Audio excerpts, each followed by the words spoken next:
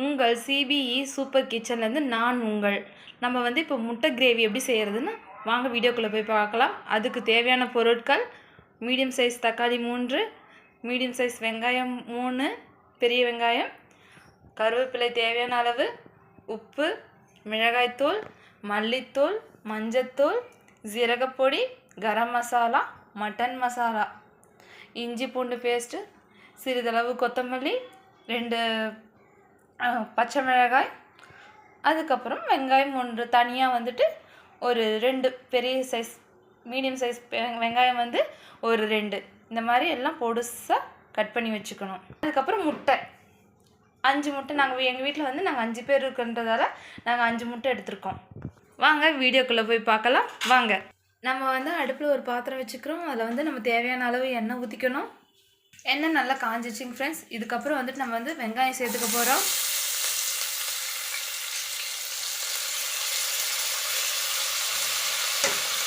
நல்லா போட்டு இந்த மாதிரி வதக்க விடணும்.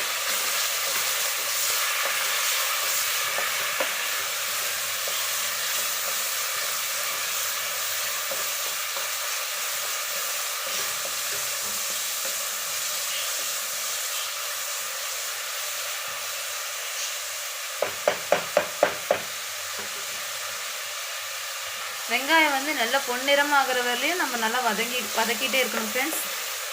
பாருங்கள், இந்த மாதிரி நல்லா கோல்டன் ப்ரௌன் கலரில் நல்லா வதங்கிக்கணும் வெங்காயம். இப்போ வந்து நம்ம தக்காளி சேர்த்துக்க போகிறோம். நல்ல கிரேவி பதத்துக்கு வந்து நம்ம வதக்கி எடுத்துக்கணும். நம்ம வந்து தேங்காய் அப்புறம் முந்திரி இதெல்லாம் நம்ம வந்து அரைச்சி எதுவுமே சேர்த்துக்க போகிறது கிடையாது. அதனால் நம்ம எந்த அளவுக்கு வெங்காயம் தக்காளி நல்லா வதக்குறோமோ அப்போ தான் நமக்கு நல்ல கிரேவி பதம் கிடைக்கும். அதனால் நீங்கள் என்ன பண்ணுங்க, நல்லா வதக்கி எடுத்துக்குங்க.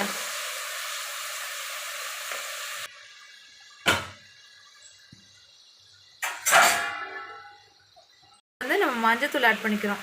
1/4 டீஸ்பூன் மஞ்சத்தூள்.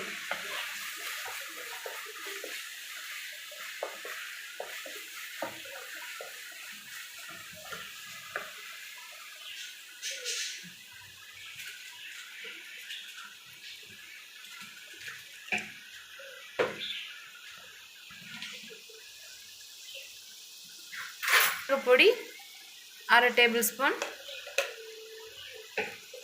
மட்டன் மசாலா சேர்த்துக்கணும். உங்களுக்கு எவ்வளோ தேவைப்படுதோ அவ்வளோ சேர்த்துக்குங்க.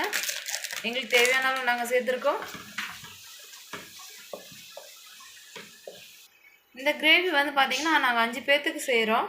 உங்களுக்கு எத்தனை பேர்த்துக்கு நீங்கள் தேவையோ அத்தனை பேர்த்துக்கு மிளகாத்தூள், மல்லித்தூள், மட்டன் மசாலா எல்லாம் சேர்த்துக்குங்க. மிளகாய்த்தூள் 1 ஸ்பூன்,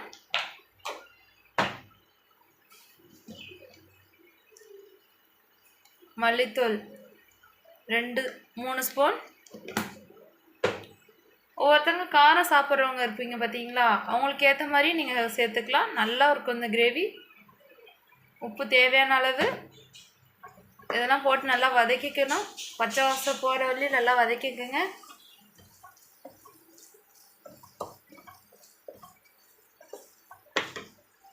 இப்போ வந்து இந்த ஸ்டேஜில் வந்து நீங்கள் வந்து உப்பு காரம் எவ்வளோ பார்த்துக்குங்க. உங்களுக்கு தேவைன்னா போட்டுக்கலாம். நாங்கள் வந்து எங்களுக்கு உப்பு காரம் கரெக்டாக போட்டிருக்கோம். நல்லா அடி பிடிக்காமல் இந்த அளவுக்கு நல்லா வதக்கி எடுத்துக்குங்க. அதுக்கப்புறம் வந்து தண்ணி ஆட் பண்ண போகிறோம். ரொம்ப தண்ணி ஆட் பண்ண போகிறதால நம்ம தேவையான அளவு மட்டும் தண்ணி இருந்தால் மட்டும் போதும்.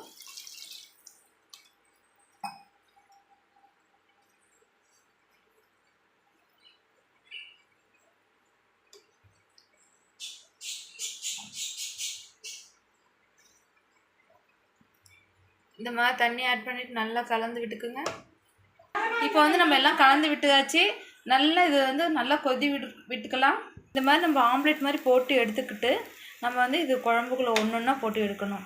பாருங்கள், இந்த மாதிரி நம்ம போட்டுட்டு நம்ம இந்த மாதிரி அழகாக எடுத்து விட்டு குழம்பு இது மேலே கொஞ்சம் அந்த கிரேவி சொன்ன பார்த்தீங்களா, அந்த கிரேவி வந்து இது மேலே கொஞ்சம் சேர்த்து கலந்து விட்டுக்கோங்க.